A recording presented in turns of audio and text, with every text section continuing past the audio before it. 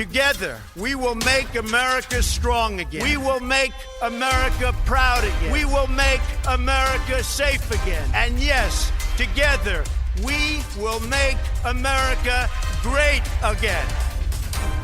Fogo e Fúria. Ver o mundo a partir da América. E está de volta ao Fogo e Fúria para a análise da semana política nos Estados Unidos e das consequências para o mundo também. Viva Pedro Guerreiro. Viva Ruben. Eu sou o Ruben Martins e hoje o caso Epstein, porque temos agora a quase totalidade dos documentos deste caso divulgados publicamente pelo Departamento de Justiça dos Estados Unidos. Alguns, é verdade, que estão fortemente censurados, mas ainda assim tem muitas revelações que fizeram tremer poderosos, por exemplo, no Reino Unido, na França, na Eslováquia, na Noruega, na Índia, e, no entanto, o Departamento de Justiça dos Estados Unidos disse no final de janeiro que o caso está encerrado. Já vamos perceber se é mesmo assim, mas antes, Pedro, deixa-me só perguntar-te, para quem está um bocadinho perdido no meio disto tudo, o que é que são estes ficheiros de Epstein? E o que é que este homem guardava consigo esta documentação toda? Bom, muito rapidamente. Jeffrey Epstein era um gestor nova-iorquino, um tipo muito rico, muito influente, com amigos na política, no cinema, nas universidades, entre os quais Bill Clinton, Donald Trump, o Príncipe André, Woody Allen, Bill Gates, Elon Musk, toda a gente que possas imaginar. E Jeffrey Epstein era também, infelizmente, um abusador de menores, havendo vítimas de 14 anos, por exemplo, e era também um abusador e um traficante de mulheres, e que terá feito centenas de vítimas. Em 2019, Epstein cometeu suicídio na prisão, em Nova Iorque, antes de ser julgado pela maioria dos seus crimes, e assim ficaram por responder muitas perguntas sobre o que é que os seus amigos famosos sabiam ou não dos abusos e se alguns terão até mesmo participado nesses crimes. E Epstein deixou também para trás milhões de documentos, e-mails, fotografias, vídeos, recibos, que se suspeita que possam ter sido guardados ao longo dos anos para submeter os amigos famosos à chantagem e que depois se juntaram aos documentos da investigação do FBI e que, portanto, tudo junto formam o famoso dossiê Epstein. Esse dossiê é há vários anos objeto de luta política e de muitas teorias sobre o que é que poderia estar lá guardado, sobretudo segredos sobre os tais amigos famosos. Trump, que diz que não tem nada a ver com os crimes, fez inicialmente campanha pela sua divulgação total de todos estes documentos e depois voltou para trás quando terá percebido que o seu nome constava deles. Isto não quer dizer que Trump tenha cometido qualquer crime, mas era suficientemente politicamente perigoso para o presidente. E é desde então, desde meados do ano passado, que passou a ser o Partido Democrata, com a ajuda de vários republicanos, a pressionar para divulgar os documentos. E a divulgação final aconteceu agora a 30 de janeiro, com 3 milhões de documentos publicados, ainda com muitos nomes censurados, mas que de facto revelam algumas suspeitas graves, ou pelo menos muito incómodas, em torno de vários amigos de Epstein. Uhum. Como te estava a dizer, o Departamento de Justiça dos Estados Unidos disse no final de janeiro deste ano que o caso estava encerrado. Pergunto-te se será mesmo assim, Pedro. Bom, isso foi o que o Procurador-Geral Adjunto Todd Blanche disse agora no final de janeiro, a quanto da divulgação dos 3 milhões de documentos.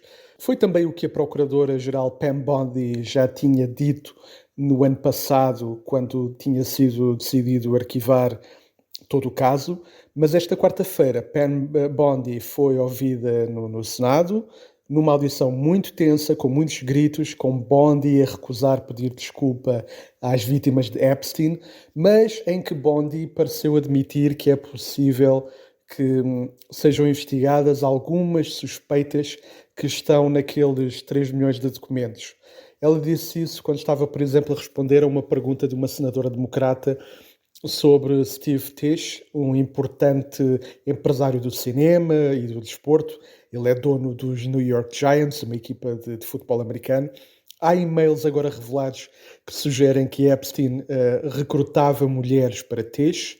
Não sabemos quão jovens eram, se estávamos a falar de algo ilegal ou não, mas parecem ser suspeitas graves a investigar. Portanto, pode haver ainda aqui alguns desenvolvimentos do ponto de vista criminal, mas essa de facto não era a intenção do Departamento de Justiça da administração Trump, que tem insistido que o caso está mesmo encerrado, até porque é um caso muito incómodo para o presidente Trump, que no passado era amigo de Jeffrey Epstein. Aliás, há novidades nestes 3 milhões de documentos também sobre isso, sobre essa antiga amizade entre Donald Trump e Epstein, e o que Trump sabia ou não sabia sobre estes crimes do antigo amigo. Pois há um relatório do FBI sobre um interrogatório em 2019 a um antigo chefe da polícia de Palm Beach, na Flórida, em que esse responsável da polícia recorda que em 2006, portanto há quase 20 anos, Trump tinha falado com ele a mostrar-se muito aliviado pelas primeiras investigações que na altura decorriam em relação a Epstein, porque, dizia então Trump na altura, toda a gente sabia dos comportamentos impróprios de Epstein com adolescentes e que era muito importante, dizia Trump, que se investigasse concretamente Ghislaine Maxwell, que era a antiga companheira de Epstein e a recrutadora das vítimas dos abusos. E porquê é que isto é importante? Porque Trump anda a dizer há anos, e continua a dizer, que nunca teve conhecimento na altura dos crimes do antigo amigo e que só soube de todo o escândalo pelas notícias. Portanto, Trump é aqui desmentido e mesmo que de momento Trump continue a não ser suspeito de qualquer crime, porque não é, percebe-se agora que Trump poderá de facto estar a mentir sobre o que sabia ou não sabia e eventualmente sobre a relação que tinha com Epstein. E há outra pessoa próxima de Trump que, pelos vistos, também andou a mentir, o secretário do Comércio, Howard Lutnick. O que é que os documentos também revelaram? O Howard Lutnick está numa posição muito delicada porque tinha dito publicamente ao Congresso e ao jornal New York Post que só tinha estado com Jeffrey Epstein uma vez na vida, em 2005, portanto há 21 anos, e que na altura o tinha achado repugnante e que por isso tinha recusado voltar a falar com ele. O problema é que, afinal, isso era mentira.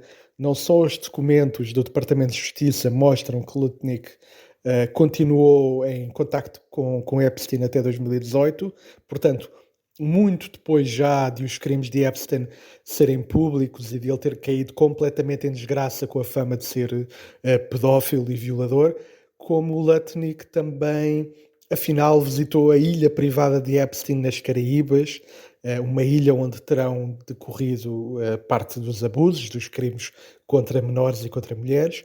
Lutnick visitou-a em 2012 com a própria família. Ele explica que estavam de férias num barco nas Caraíbas e que passaram por lá para almoçar com Epstein. Eu imagino que tu não te lembres em detalhe do que é que tu fizeste numas férias há 14 anos, mas parece-me algo impossível de esquecer uma visita à ilha de Epstein, sobretudo com tudo o que se sabe sobre esta personagem, sobre aquela ilha. Portanto, Lutnick, que escondeu esta visita à ilha de Epstein, agora enfrenta pedidos de demissão, não só de democratas, como também de alguns membros republicanos do Congresso, como o Thomas Massie, que é um congressista rebelde e bastante crítico da administração Trump, mas pelos vistos não vai acontecer nada para já. A Casa Branca diz que o presidente Trump apoia Lutnick totalmente e a imprensa americana diz que Trump também não está muito interessado nem em chamar mais atenção para este caso, nem para conferir legitimidade às suspeitas que obviamente também o atingem a si e a vários aliados. Portanto, parece que Trump o que vai fazer agora é assegurar o secretário do Comércio e defendê-lo. Mas isto tudo para dizer que não, de facto, apesar da justiça dizer que o caso está encerrado, o caso Epstein vai continuar por aí. Aliás, no final do mês temos as audições de Bill Clinton e Hillary Clinton no Congresso. Hillary no dia 26 e Bill no dia 27.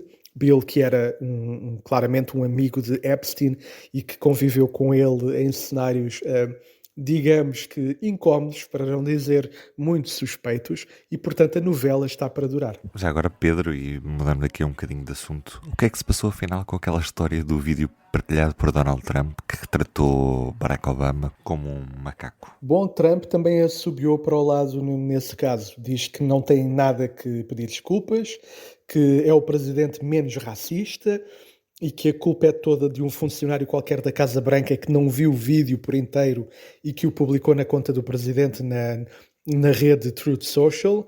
Enfim, é aquela versão presencial norte-americana daquela frase que às vezes ouvimos no jornalismo, a maior parte das vezes com muita injustiça, que é: a culpa é do estagiário. O problema é que é difícil acreditar nisto porque Trump e o seu governo têm um historial de publicações e declarações muito duvidosas, para não dizer francamente racistas. Aliás, a primeira reação da Casa Branca, neste caso, até foi dizer que não via nenhum problema de racismo com um vídeo em que o casal Obama aparece como um par de macacos, porque aquilo era tudo uma paródia política com o Rei Leão. Depois tiveste, ao longo do último ano, Trump a responsabilizar o acidente aéreo de Washington, por exemplo, pela quantidade de pessoas não brancas que trabalham no controle do tráfego aéreo. Tiveste Trump a apelidar a comunidade somali do Minnesota de lixo, admitir militares e civis de alta responsabilidade afro-americanos dos seus cargos, a congelar a entrada de refugiados para depois abrir exceções para sul-africanos brancos. Tens contas do governo norte-americano nas redes sociais a utilizar slogans de grupos supremacistas brancos e neonazis, sobretudo em anúncios de recrutamento para o ICE. Portanto, é um bocadinho difícil acreditar na boa-fé da administração Trump neste caso. E já agora, o tal vídeo no centro desta polémica com o casal Obama começava por ser mais um vídeo por propagar teorias da conspiração sobre fraude eleitoral. Trump e os republicanos continuam a bater nesta tecla também nesta semana, e esta quarta-feira a Câmara dos Representantes preparava-se para votar e aprovar uma nova lei para combater esse alegado risco de fraude eleitoral, sobretudo de fraude eleitoral envolvendo estrangeiros que supostamente votam nos Estados Unidos. O que é esta lei, o Save America Act? Bom, é já a terceira versão de uma lei que os republicanos já aprovaram no passado no Congresso, 2 vezes, e que estão a tentar novamente enviar para o Senado, onde lá não têm a maioria qualificada para aprová-la e para fazer entrar em vigor. Esta lei, o Save America Act, é um diploma que visa uniformizar as regras de identificação dos eleitores. Como já falámos aqui na semana passada, é cada Estado americano que decide as regras das eleições e que as organiza no seu território, não é o Governo Federal. É cada Estado que decide se podem votar por correio, em urna eletrónica, etc. No caso dos documentos de identificação dos eleitores, a maioria dos Estados norte-americanos não exige que mostrem um documento que prove que eles são mesmo americanos. Basta apresentar uma carta de condução ou o número da Segurança Social para poder votar. E isto parece um bocadinho bizarro para nós portugueses, porque temos o cartão do cidadão e é isso que apresentamos para poder votar. Só que nos Estados Unidos não há um cartão do cidadão, não há um documento único nacional de identificação que diga, entre outras coisas, se é uma pessoa, se é americano ou não. Os republicanos acham que isto é uma grande fragilidade do sistema eleitoral e, em abstrato, nós em Portugal podemos dizer que têm toda a razão nesse aspecto, mas o problema é que querem resolver isto de uma forma problemática. Querem exigir que os eleitores apresentem um passaporte ou uma certidão de nascimento ou uma cédula militar ou um cartão que tenha a certificação federal Real ID que diga em algum sítio que são americanos. Portanto, em vez de se criar um cartão do cidadão à americana, vamos exigir estes documentos. E o problema é que há milhões de americanos que não têm estes documentos. Metade dos americanos, por exemplo, não tem passaporte, porque nunca saiu do país. E há uma organização independente, o Brennan Center for Justice, que diz que pode haver 21 milhões de americanos sem documentos que comprovem que de facto nasceram nos Estados Unidos, incluindo certidões de nascimento, E há um estudo da Universidade do Maryland que diz que há, entre estes, 3 milhões de americanos que não têm qualquer documento de identificação. Portanto, nenhum documento. Isto é algo que é possível nos Estados Unidos e que, obviamente, é muito difícil de acontecer em Portugal. Portanto, há aqui um problema que, de facto, tem de ser resolvido, mas a solução proposta por esta via arrisca excluir milhões de americanos, sobretudo pessoas mais pobres, e que tendencialmente fazem parte de minorias, impedi-las de votar, ou pelo menos colocar obstáculos muito importantes e muito difíceis de transpor para que possam votar. Este é um receio que é sobretudo denunciado pelo Partido Democrata como uma tentativa de afastar eleitores, sobretudo num ano de eleições intercalares. Aliás, um dos receios em relação a esta lei é que as mulheres casadas, porque nos Estados Unidos continua a haver aquela tradição de a mulher adotar o apelido do marido, o receio é que estas mulheres possam agora ter dificuldades em votar porque o seu nome atual não corresponde ao nome da certidão de nascimento. E isto também é o caso, por exemplo, das pessoas transgênero, que também mudam o nome com que nasceram.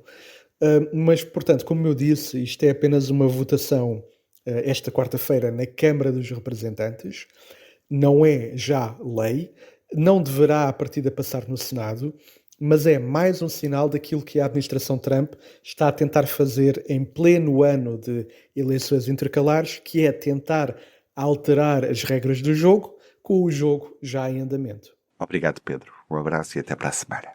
Para não perder os novos episódios, subscreva este podcast do Público na sua aplicação preferida.